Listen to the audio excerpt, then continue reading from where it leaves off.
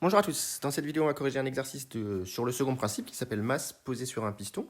Donc on nous explique qu'on considère par une enceinte hermétique diatherme fermée par un piston de masse négligeable qui peut coulisser sans frottement, que cette enceinte contient du gaz parfait, qu'elle est placée dans l'air, et donc dans un premier temps on vient placer une masse grand M sur le piston, ce qui va comprimer l'enceinte puisque le piston va être abaissé, et on nous demande de déterminer les caractéristiques du gaz dans l'équilibre final. Donc j'ai, pour gagner un peu de temps, représenté la situation. Donc vous avez l'enceinte à gauche dans l'état initial avec le piston mobile, le tout plongé dans le thermostat que j'ai représenté en rouge. On ajoute la masse, ce qui a tendance à comprimer le système, et on essaye de déterminer les caractéristiques dans l'état final. Donc la première chose, c'est que par équilibre thermique, eh bien, on a que dans l'état final, le gaz est à TF, égale T0. Donc par équilibre thermique, la température du gaz va se stabiliser à T0, même si la transformation est brutale et qu'entre-temps le gaz a été échauffé, eh bien, il va se stabiliser autour de TF égale T0. Le volume final et la température et la pression finale, on va calculer la pression finale par équilibre mécanique.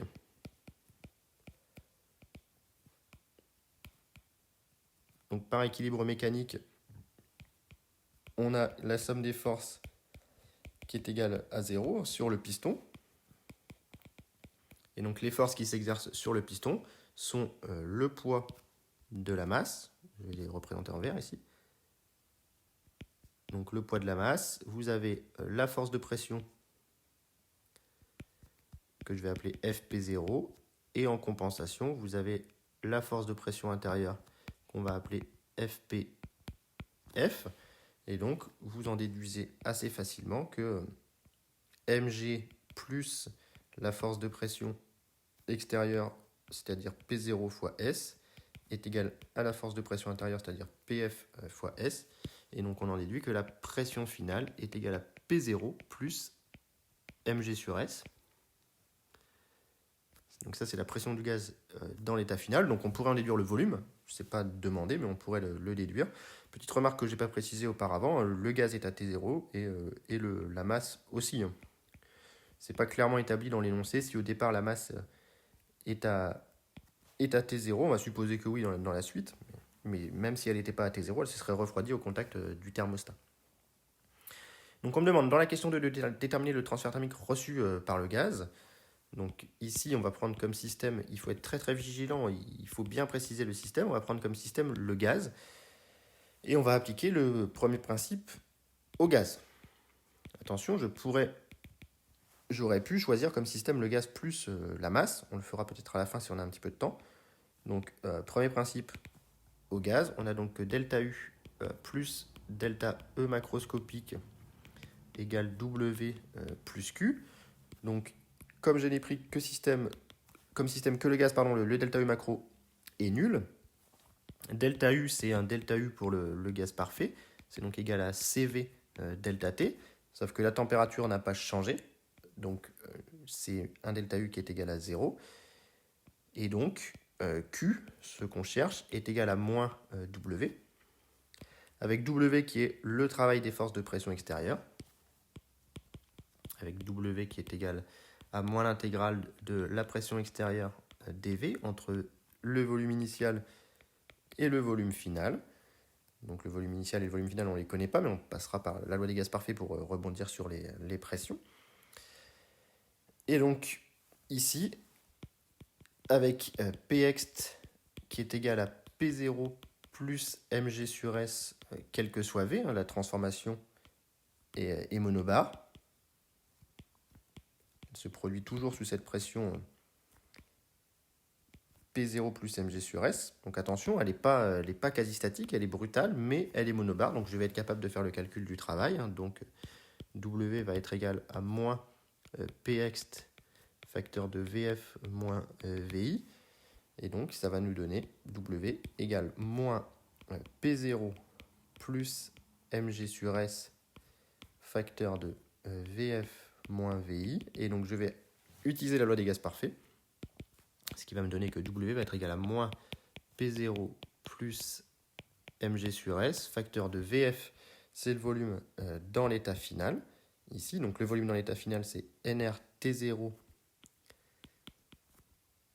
sur P0, sur PF, pardon, moins VI qui est nRT0 sur V0, sur P0, pardon. Voilà. Par loi des gaz parfaits, PV égale nRT, donc V égale nRT sur P. Et donc ça, si on simplifie un petit peu, PF, c'est exactement ce terme-là. Donc ça va me donner moins, si je développe nRT0, plus, finalement, si on développe P0 plus mg sur S, facteur de nRT0 sur P0. Et donc finalement, ça va nous donner nRT0, facteur de 1 plus mg sur S P0 moins 1, c'est-à-dire un W qui vaut nRT0 fois mg sur S P0. Voilà, je vais le laisser comme ça. Je pourrais réécrire nRT0 comme étant P0 V0 pour simplifier encore un petit peu, mais voilà. Donc voilà ce qu'on obtient pour le travail. Ça c'est plutôt bien simplifié.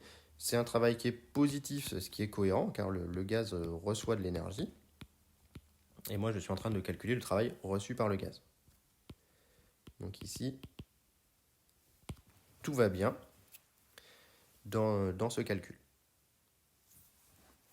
Ok, donc maintenant qu'on a W, on a donc Q. C'était ce qu'on nous demandait. Donc Q est égal à moins nRT0 fois mg sur SP0, puisque c'est moins W. On me demande d'en déduire l'entropie créée. Donc pour avoir l'entropie créée, on va toujours choisir comme système le gaz. Et on va appliquer le second principe à ce gaz qui me dit que delta S égale S échangé plus S créé. Donc S créé est égal à delta S moins S échangé. Avec les formules de cours, toujours les mêmes. Delta S pour le gaz parfait qui est égal à CV, je vais utiliser celle avec la pression CP ln de TF sur TI moins NR ln de PF sur PI. Et donc ici, nous, comme la température ne change pas, donc delta S va être égal tout simplement à moins NR ln de PF sur P0, c'est-à-dire moins NR ln de PF, c'est P0 plus mg sur S, divisé par P0, c'est-à-dire moins NR ln de 1 plus mg sur SP0. Donc ça, c'est delta S. Voilà. Et enfin, S échangé, c'est égal à Q sur T échange. La température d'échange, c'est la température du thermostat. Ça fait donc Q sur T0. Et donc ça me fait, Q on l'a calculé avant, ça fait moins NR, facteur de mg sur SP0.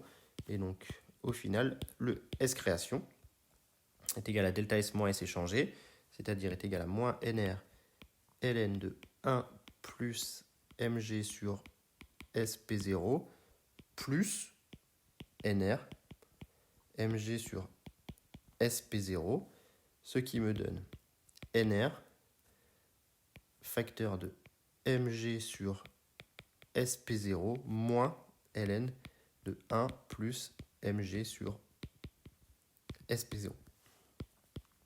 Donc voilà ce qu'on trouve comme S création. C'est un petit peu lourd comme calcul, mais on est arrivé au bout du calcul. Alors remarque, on pourrait aller un petit peu plus loin. On peut poser petit x comme étant mg sur SP0, qui est une constante, et on se retrouve avec S création de x qui serait égal à NR facteur de x moins ln de 1 plus x, tout simplement.